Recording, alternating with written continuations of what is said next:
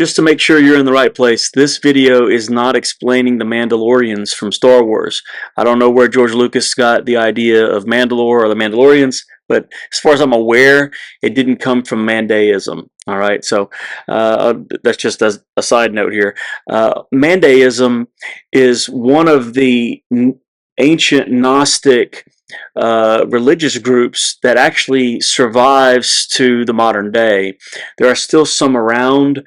It's hard to tell really how many there are, maybe 100,000 at the most, it appears. I believe there's several dozen priests still in existence. And the Mandaeans appear to be the starting point for these Gnostic teachings and religions that sort of spread out throughout Mesopotamia, then later through the Roman Empire, around Judaism and Christianity. Now, it could be that they were just associated with some of the groups that were, or they were influenced by the Mandaeans and then created their own Gnostic groups. It's not really clear just because of where they began, but they go by several names also. Mandaeans, I believe, is the more proper name, but they also go by the Nestorians and the Sabians, and in some instances they're written about in accounts as the Christians of St. John. The latter name, the Christians of St. John, are a misnomer, really, because they have no direct ties to Christianity. In fact, they think Christianity is a lie and a sham, and we'll get into that in just a bit here. But on one of the other names, the Sabians, that comes from the Quran. The Mandaeans are listed along with several other groups who are known as people of the book, which would be Jews, Christians, Mandaeans, but they're known as Sabians there, as well as Zoroastrians. These are all people of the book according to the Quran. And so there's still a presence of them, obviously, by the 650s AD. But the beginning of this group is not based on one particular prophet or one guy's movement. It seems to be a group as a whole, which is different than many of the other Gnostic groups and sects that existed in the first century. So here in the first century, we have this group of people who are living there in the Transjordan region, so somewhere east there of the Jordan River. It's not certain exactly where. There are disagreements about that, and they do have a connection, at least in their belief, to John the Baptist. In fact, they believe today that they are descendants of John the Baptist. Now, if you were to walk upon this group and you were in the middle of nowhere, you didn't understand the language that people are speaking, and you watched some events unfolding on, say, a Sunday morning near a river, and you see there in this river what looks to be a priest that appears to have a cross or a crucifix draped with some sort of silk on it, who's down in the river, and he's baptizing people, by immersion in the river, and they're walking out, and there's a line of them, and you see them pray and do a number of other things. You'd assume from a distance that there's some connection there to Christianity. And on the other hand, if you'd walk in at some other moment, you would see them doing some ritual purity baptisms that they would administer themselves, like cleansing from impurities, and there you would see sort of a connection, or what you would believe to be is a connection to Judaism and the clean and unclean, and trying to make themselves clean in that way. In both of those instances, you would be completely wrong. There seems to be, either through happenstance or circumstance or whatever the issue, there are some crossover here, but it's unclear exactly how that came to be, other than the fact that these people likely originated from groups that were sort of disconnected from the main Jewish body of belief. They were either outcasts or had some strange ideas and began to live out in this region by themselves. There are hints of people doing that in the New Testament era, right? Which is why John the Baptist was so far away from a population center, out in the middle of nowhere, to get away from the authorities, get away from the population center, where your ideas might not mesh so well with the people that are in authority. And in fact, that particular region was home to a number of different groups that came from different religions and faiths that all ended up in this little area here that was sort of disconnected from the rest of the world. And it is in this way that they're able to survive. Like other Gnostic groups that would come later, their cosmology and their creation understanding is all similar in the sense that there's a God of light, or God beyond reality. He's past the spiritual world. I'm sorry, past the physical world, out there in the spiritual domain. And through a series of emanations, eventually the world is created, right? And that's different depending upon which particular Gnostic group you're a part of. And I'm not going to go into all the details of this, but just to give a couple of examples so that you understand the nature of what's going on with Mandaeism and why it's really not connected in that way to Judaism or Christianity. In Mandaeism, this obviously it's Gnostic, and so you have to receive some knowledge to understand how to get beyond where you are and reunite yourself, that sort of divine light, back connected to the originator of that light, whom they call the King of Light. And through a series of emanations, we end up with one being who is, again, not God because they're monotheistic, but a divine creature, if you will, along with one who is considered evil, an absolute evil spirit. And his name, in spelled generally in English, is Ruha, but in Hebrew or Mandaic, which is a dialect of Aramaic, it's Ruach. And if you know Hebrew at all, you will understand that word very quickly if you're thinking about creation, because in the creation story in the Bible, in Genesis there, the Spirit of God that's hovering over the waters is Ruach Elohim. It is the Spirit of God. Well, in Mandaic lore, the Ruach is an absolute evil spirit. And so this evil spirit, along with essentially a good spirit, create the world. And in so doing, people are trapped, if you will, or their souls are trapped in this world, in this body, as a prison. And these little bits of light want to get back to the other light, which should sound similar to other Gnostic tendencies and beliefs. But therein is the huge difference between Judaism and Mandaeism. But they do have a number of different ideas about what's pure and impure. Some of those things do actually lay over sort of like an odd bit of a Venn diagram with some of the things that were considered impurities to Second Temple Judaism also. But that's sort of endemic in the area anyway. Going near a corpse, eating strange foods, defecation, any of these kinds of things, you would have to purify yourself. And as an individual, you were able to do those things because that was about ritual purity and ridding yourself of that impurity. It wasn't really about baptism in the sense that we would understand it like as a sacrament. And that leads us directly to what people saw them doing. Like if you walked up and you saw on a Sunday, which is their day of worship, them down in the river, and they were actually dunking people and baptizing them. Now, that seems to connect, but the idea here isn't the same as Christian baptism. It is more analogous with John the Baptist and what he was teaching, but still not quite there. Their idea here is that they're washing off this impurity, and this has to happen only through the hands of a priest. So it's a very hierarchical religion. It's very planned out and thought out. It's also organized well, but the one that you would see in the river that said that you might mistake for a Christian priest because it looks like he has a cross there, they adamantly disagree that that's a cross.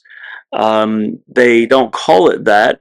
They call it a drabsha.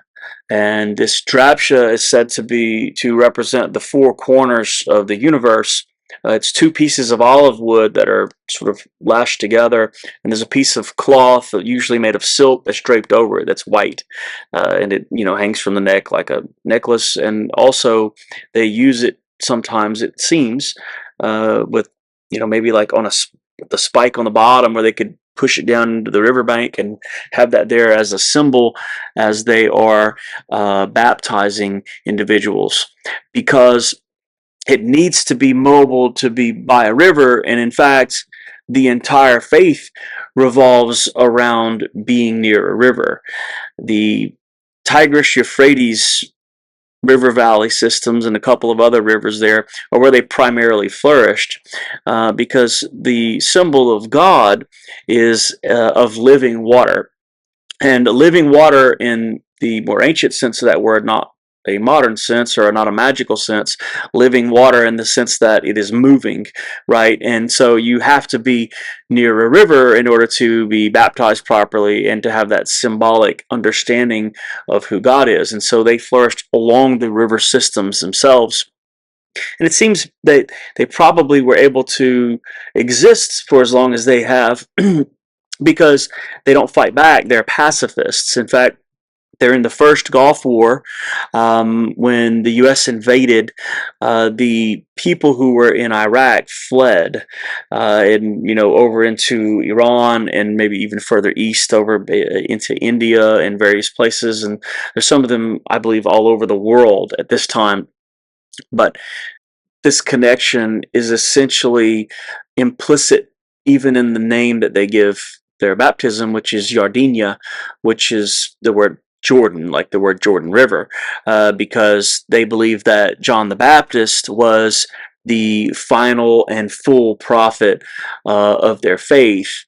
They claim to be connected also to Adam and his sons, all of which were either priests or prophets, and Noah and Shem. They claim to be the descendants of Shem, although they think Moses at one point was a prophet but had become corrupted, and Jesus possibly a priest, but had become corrupted and called him a false prophet. And so the entire system of Christianity is outright rejected, along with all of the Old Testament laws, because they're connected to Moses. And so they have a very distant relationship between Judaism and Christianity. They're disconnected completely from it because they absolutely reject all of it. Their scriptures are completely different as well. They have a book of John, but not to be confused with the Gospel of John, because this is said to be written by John the Baptist. They also have a number of other writings, and all those are still in print to this day. One of which is the book of the Zodiac, because it's important, they believe, in their lives to understand the position of the planets and the constellations, because it sort of tells this big cosmic story. And in fact, most of Gnosticism, and then even prior to this in Zoroastrianism, right, the idea of what was going on in the cosmos told the spiritual story, at least allegorically, of the way that the things were.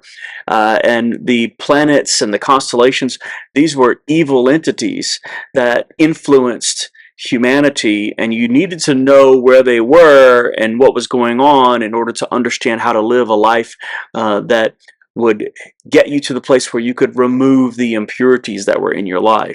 There are, as in other Gnostic sects, supposedly secret knowledge, right, that the priests would have, and even the adherents would have, that they were not allowed to explain or talk about with the Gentiles.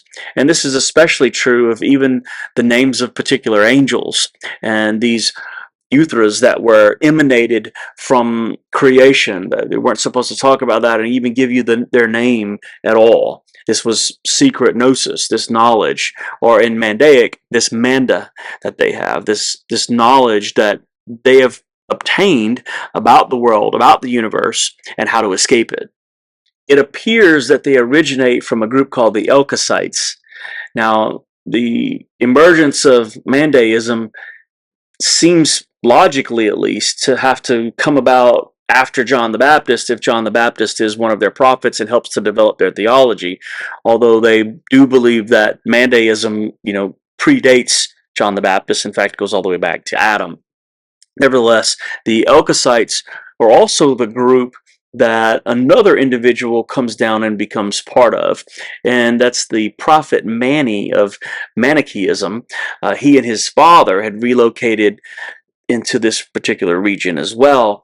And likely Manny grows up in this early Mandaic culture and takes that with him and fully develops the Gnostic tendencies that he develops, and incorporates various other religious groups, and in claiming, in fact, to be better than the Mandaeans also. They have a rigid sense of dualism that's present within their theology. So you have this, omnipotent, benevolent God who's trying to keep order and bring light and all of this into the universe. And on the other side, you have this evil, like these evil thoughts and these other things that are creating trouble and problems that are bringing disorder and disharmony and causing problems in general that would cause issues for humans to seek to maintain their purity and to move toward that light. And so this constant back and forth from good and evil is present there extremely strongly, and that dualism that's present here in these Gnostics transition to the Gnostic Christians that will arise very shortly after this. Lastly, I'm going to finish up with just another reflection back on the idea of the Ruach, or the Spirit of God, or as we know in the New Testament as the Holy Spirit. It's said to be the Prince of Devils, you see, and so this particular spirit you have to watch out because there's so much deception at work here, and when you're led by that, it moves you away from the light because the Ruach is connected to creation and the things that are the antithesis of the true God. And therein is the Mandaic belief system. Now, obviously, not in its entirety, but I tried to be fair about their beliefs. They are still present in the world today, although their population is continually declining. And one of the reasons for that is because of their belief that they should only marry within their certain caste system or their social status, and so they're running out of people to marry. You can't marry outside of the faith, and certainly not outside of your ethnic group, and so that population continues to dwindle. And because they're a pacifist organization, they don't fight back if someone seeks to destroy them and hurt them, which I'm assuming has happened over the years. But nevertheless, stay tuned for next time as we deal a bit with Zoroastrianism.